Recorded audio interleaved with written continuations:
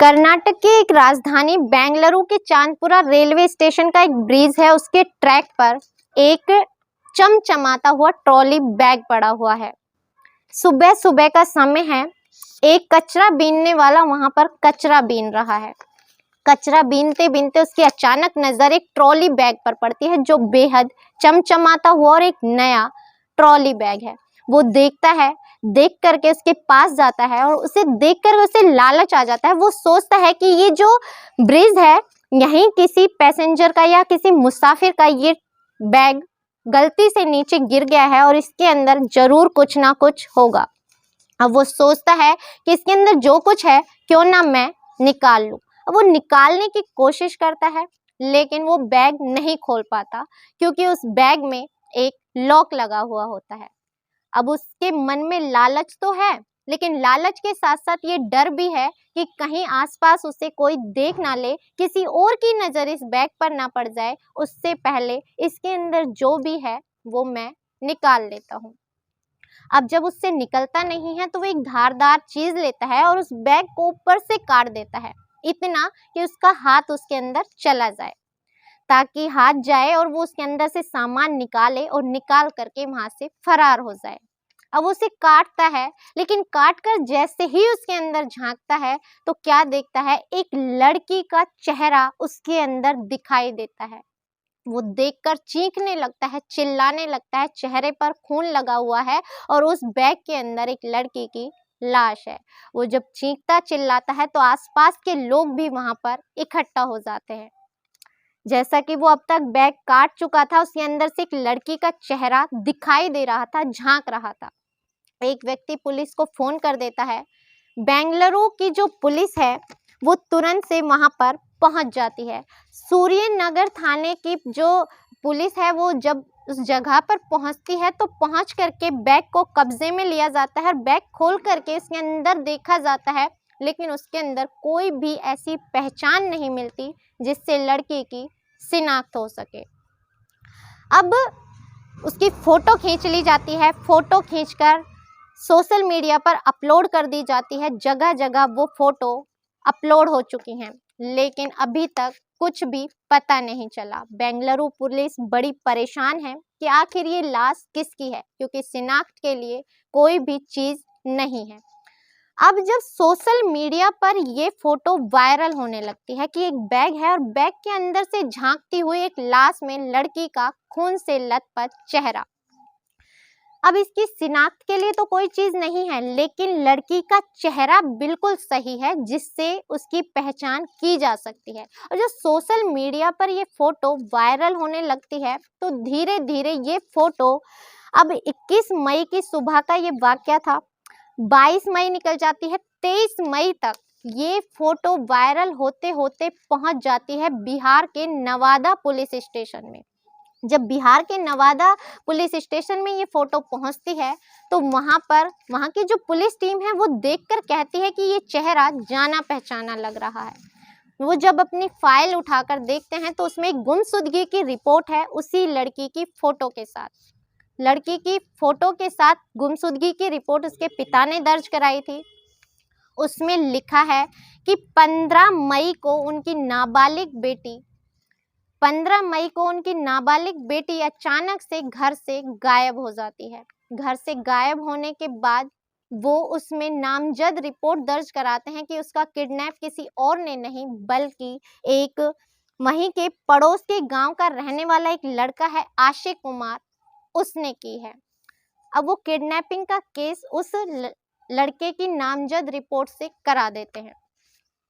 अब ये जब नवादा पुलिस स्टेशन में ये फोटो पहुंचती है तो वो नवादा पुलिस स्टेशन वाले बेंगलुरु वालों को कॉल करते हैं। कॉल करके फोटो मिलान की जाती है और मिलान करने पर ये फोटो एक ही लड़की की है।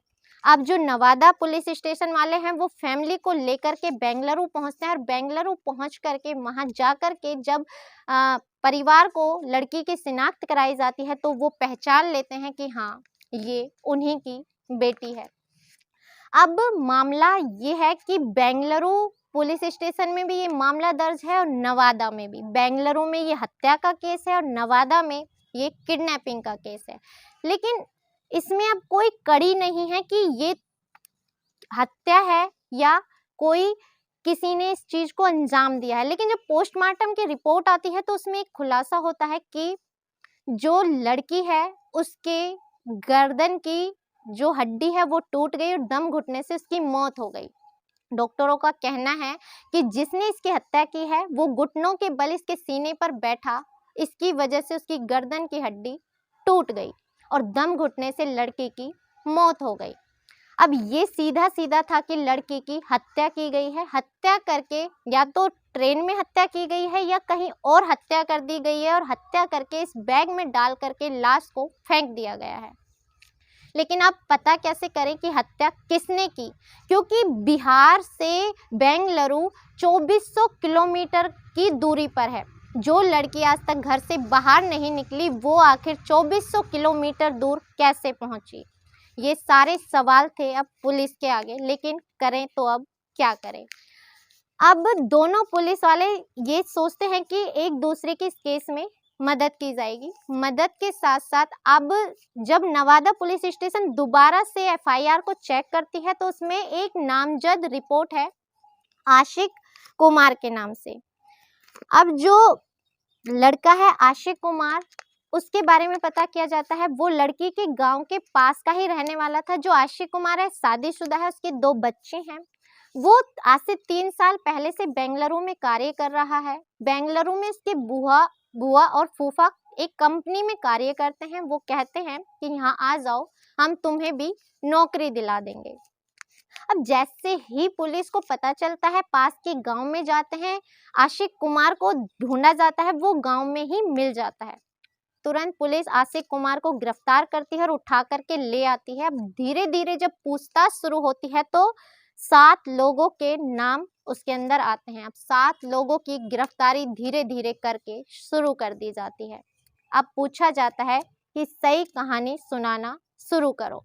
आशिक कुमार बताना शुरू करता है कि वो शादीशुदा है, उसके 2 बच्चे हैं। वो बेंगलुरु में पिछले 3 साल से अपनी बुआ फूफा के साथ किसी कंपनी में कार्य करता है और उन्हीं के साथ बेंगलुरु में रहता है। मई में वो अपने घर आया हुआ था और उन्हीं के पास की गांव की जो ये लड़की है, 17 वर्षीय लड़की, इससे उसकी दोस्ती थी और प्रेम संबंध भी थे। मैंने उसे बहलाया फुसलाया और कहा मैं तुम्हें बेंगलुरु घुमा के लाता हूँ। वो मेरी बातों में आ गई और मेरे साथ बेंगलुरु आ गई। हम यहाँ से गयाजी जाते हैं, गयाजी से कोलकाता और कोलकाता से सीधा बेंगलुरु पहुँच जाते हैं। यानी 15 को वो निकले थे, 16 को वो वहाँ घूमते हैं और 17 मई को लड़की बेंगलुरु पहुँच जाती है। अब 17 मई को लेकर के वो सीधा पहुँचता है उसके बुआ और फूफा के घर, लेकिन उन्हें कोई दिक्कत नहीं है। बल्कि जबकि वो जानते हैं कि आशिक कुमार शादीशुदा है, 2 बच्चों का पिता है, लेकिन उन्हें कोई ऐतराज़ नहीं है। उनके घर में रह रही है। अब 17 से 18, 18 से 19 और 20 तारीख आ जाती है। 20 तारीख की सुबह में उसके बुआ और फूफा दोनों अपनी जॉब के लिए चले जाते हैं। दोनों घर में अकेले हैं, लेकिन दोनों के बीच किसी चीज़ को लेकर विवाद हो जाता है और विवाद इतना बढ़ जाता है कि वो उसकी गला दबाकर हत्या करना शुरू कर देता है। जब उसका सांस नहीं रुकता तो उसे दबाकर नीचे बैठता है और उसके सीने पर बैठ करके गला दबा देता है। अब उसके गर्दन की हड्डी टूट जाती है और उसे यकीन हो जाता है कि ये मर चुकी है, तो अपने दोस्त को फ़ोन लगाता है। 4 दोस्तों को मौके पर बुलाता है। अब चारों दोस्त वहाँ पहुँच जाते हैं। लाश सामने पड़ी हुई है, देखकर चौंक जाते हैं। अब वो कहता है कि तुम मेरा साथ दोगे वरना तुम्हें भी इस केस में मैं फंसा दूंगा। अब वो चारों डर जाते हैं। उनमें से कोई ये हिम्मत नहीं करता कि एक जना भाग जाए और जा करके सारी घटना किसी को बता दे तो वो बच जाते, लेकिन नहीं, वो उस समय डर जाते हैं और डर करके उसका साथ देने के लिए तैयार हो जाते हैं। वो कहते हैं बताओ क्या करना है। अब वो बताना शुरू करता है कि हम पुलिस को ये दिखाएंगे कि इसने आत्महत्या कर ली और हमने इसे बचाने की कोशिश की। तो वो कहते हैं कैसे? वो कहते हैं कि हम अंदर से दरवाज़ा बंद कर देंगे, कुंडी लगा देंगे, खिड़की का शीशा तोड़ेंगे और तोड़ करके इसको फंदे से लटका करके बाहर चले जाएंगे। अब वो ये पूरा प्लान बनाते हैं और कहते हैं कि पुलिस को दिखाएंगे कि ये फांसी से लटकी हुई थी, हमने खिड़की का कांच तोड़ा और हम अंदर आए और इसे देखा तो तब तक ये मर चुकी थी। अब वो करते तो यही हैं लेकिन दिमाग नहीं लगाते, खिड़की का जो शीशा है वो अंदर से ही तोड़ते हैं। अब जो कांच के टुकड़े हैं वो बाहर की तरफ गिरते हैं, लेकिन तब तक उसके बुआ और फूफा भी वहां पहुंच जाते हैं। वो भी उसे देखते हैं, डर जाते हैं। अब वो बुआ को भी हड़का देता है, फूफा को भी हड़का देता है और कहता है कि मेरा साथ दो वरना आपको भी फंसा दूंगा।